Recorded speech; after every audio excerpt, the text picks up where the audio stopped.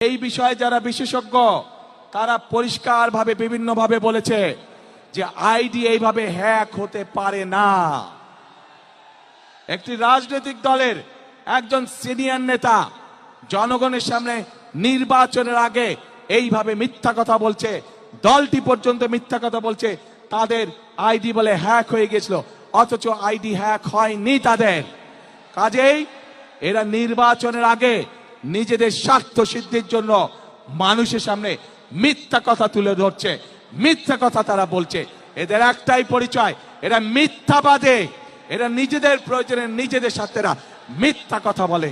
যারা মিথ্যা কথা বলে, হাজারো লক্ষ কোটি মানুষের সামনে যারা মিথ্যা কথা বলে, যারা বিশেষজ্ঞদের মুখের উপরে মিথ্যা কথা বলে, এরা আর যাই হোক এরা দেশ দরদি হতে পারে না। এরা আর যাই হোক এরা কখনো মানুষের দরদি হতে পারে না। এরা আর যাই হোক এরা কখনো জনদরদি হতে পারে না।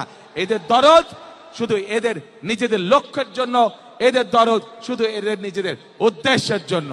এবং সেই জন্য প্রিয় ভাই বোনেরা, আমরা যেহেতু বিশ্বাস করি এই বিপুল অর্ধেক জনগোষ্ঠীকে পিছনে রেখে কোনোভাবেই দেশের উন্নয়ন করা সম্ভব নয়, সেজন্যই আমরা বলেছি ইনশাল্লাহ আপনাদের দয়া আল্লাহর রহমতে বিএনপি সরকার গঠন করলে বাংলাদেশের প্রত্যেকটি গৃহিণীর কাছে, প্রত্যেকটি মায়ের কাছে আমরা ফ্যামিলি কার্ড পৌঁছে দিব। যেই ফ্যামিলি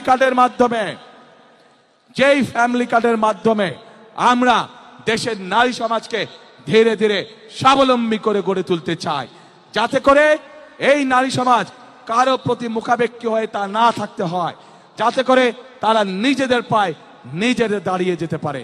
আজকে বাংলাদেশের তাবৎ মা বোনদেরকে বলবো আমি, যারা আপনাদেরকে এইভাবে অপমানিত করে তাদেরকে আপনারা কিভাবে জবাব দেবেন, আজ সেই সিদ্ধান্ত নেবার সময় এসেছে।